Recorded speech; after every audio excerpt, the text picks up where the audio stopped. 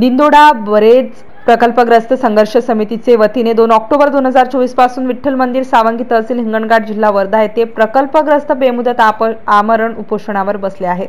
दिंडोडा प्रकल्प हिंगणघाट तालुक्यातील दिंडोडा गावाजवळ वर्धा नदीवर तयार होत आहे। या प्रकल्पात 1100 शेतकरी विस्थापित झाले आहेत। दिंडोडा बरेज प्रकल्पग्रस्तांचे प्रश्न समजावून घेऊन सद्यस्थिती व भूसंपादन स्थिती विचारात घेऊन वाढीव मोबदल्याचा प्रस्ताव विदर्भ पाटबंधारे विकास महामंडळाने तयार करून जलसंपदा सचिवाकडे पाठविला आहे। जलसंपदा सचिवाकडे 4 वेळा बैठका झाल्यात व 2 वेळ जलसंपदा मंत्री यांचे सोबत चर्चा झाली, परंतु सरकार चालढकल करीत आहे। या कारणामुळे दिंडोडा प्रकल्पग्रस्त आमरण उपोषणावर बसले होते।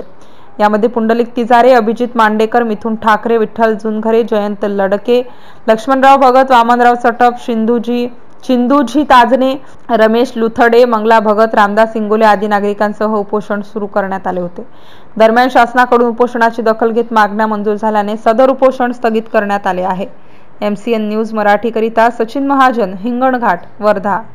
प्रकल्प संदर्भाच्या ठिकाणी आपण आलो, आपण त्यांच्याशी जाणून घेऊया। त्यांनी हे उपोषण होतं, या उपोषणाच्या ठिकाणी आपण काय सांगाल? दिंडोडा प्रकल्प हा 1995चा प्रकल्प आहे आणि 1995च्या प्रकल्पामुळे 1894च्या कायद्यानुसार भूसंपादन झालं आणि त्यावेळचे भाव जर पाहिले तर कवडीमोल भाव होते आणि तेव्हापासनं 1995 पासनं प्रकल्प तयार व्हायला पाहिजे होता, परंतु या प्रकल्पाची सुरुवात 2017 पासनं सुरुवात झाली आणि मग आम्ही असं म्हटलं की 2017ला सुरुवात करता तर 2013ला भारतात कायदा आला। त्या कायद्यानुसार आम्हाला आजच्या रेडी रेकनरनुसार जमिनीचा योग्य मोबदला मिळाला पाहिजे आणि त्यासाठी आम्ही 1 मार्च 2023 रोजी बैलबंडी मोर्चा काढला धरणावरती आणि विदर्भ पाटबंधारे विकास महामंडळाने या प्रकल्पग्रस्तांना देण्यासाठी 240 कोटी रुपयाचं पॅकेज तयार करून पास करून मुंबईला पाठवलेलं आहे आणि आम्ही आत्तापर्यंत जलसंपदा सचिव यांच्यासोबत 4 वेळा आणि जलसंपदा मंत्री यांच्यासोबत 2 वेळा भेट झाली, परंतु या संदर्भात अजूनही त्यांनी निर्णय घेतला नाही आणि म्हणून आम्ही आज उपोषणाला बसलो। उपोषणाला बसण्याचं एक कारण असं आहे की परवा 5-6 दिवसानंतर आचारसंहिता लागू होईल आणि आचारसंहितेच्या अगोदर या शासनाने बनवलेला प्रस्ताव या शासनाने पास करावा, यासाठीचं हे आमरण उपोषण होतं आणि म्हणून आज आमरण उपोषणाचा 3रा दिवस आहे।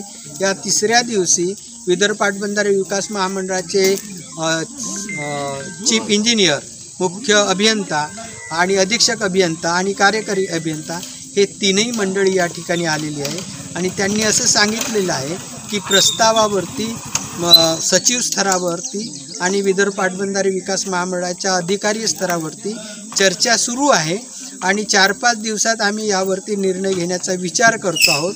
आम्ही त्यांना 5 दिवसाची वेळ दिली आणि आज आमरण उपोषण स्थगित केलेलं आहे। आम्ही 5 दिवसानंतर काही नाही झालं तर आम्ही पुढे आंदोलन करू। किती गावचा संपर्क तुटला आहे या ठिकाणी? किती या धरणामध्ये 32 गावं आहेत आणि 1100 शेतकरी आहेत। 1100 हेक्टर जमीन या धरणाच्या बुडी क्षेत्रात येते। 3 जिल्हे आहेत, वर्धा, चंद्रपूर आणि यवतमाळ जिल्हा। 2 नद्या आहेत, वेना नदी आणि वर्धा नदी। या 2 नद्याच्या संगमावरती हे बॅरेज आहे। याचा प्रस्ताव 1995चा काम सुरू केला आहे 2017ला आणि आम्ही मागतो आहे मागणी 2013च्या कायद्यानुसार आम्हाला मोबदला मिळाला। अनेक वर्षापासून तुमचा या ठिकाणी आमरण उपोषण सुद्धा बरेच ठिकाणी कोणी या ठिकाणी विषय सुद्धा दिले। या ठिकाणी आता जे आले ते त्यांनी काय म्हटलं आहे, काय विषय सांगितले आहे पूर्ण झाले? आपल्या विदर्भातले लोकप्रतिनिधीची इच्छाशक्ती मेलेली आहे आणि हे सगळे लोकप्रतिनिधी फक्त कामं जिथं रस्त्याचे कामं असतील, जिथं ठेकेदारीचे कामं असतील, या कामात जास्त लक्ष देतात। जे महत्त्वाचे विकासाचे काम आहे त्या कामाकडे विदर्भातला कोणताही लोकप्रतिनिधी लक्ष देत नाही आणि काम करत नाही। या उलट पश्चिम महाराष्ट्रातले लोकप्रतिनिधी तिथल्या प्रकल्पाच्या संदर्भात, तिथल्या शेतकऱ्यांच्या संदर्भात, तिथल्या पाण्याच्या संदर्भात विचार करतात, म्हणून ते पुढे आहेत। आपले लोकप्रतिनिधी या दृष्टीनं कोणत्याही जिल्ह्यातले लोकप्रतिनिधी असो, यवतमाळचे असो, वर्धेचे असो, नागपूरचे असो किंवा चंद्रपूरचे असो, पालकमंत्री दोन्ही जिल्ह्याचे आहे सुधीर मुनगंटीवार, पालकाचं काम आहे, पाल्याचे काय प्रश्न आहेत हे जर ते 10 वर्षे झाले पालकमंत्री पाल्याच्या प्रश्नावरती लक्ष देत नसती तर ते पालकमंत्री काही कामाचे नाही, ते खूप सांगू शकतात.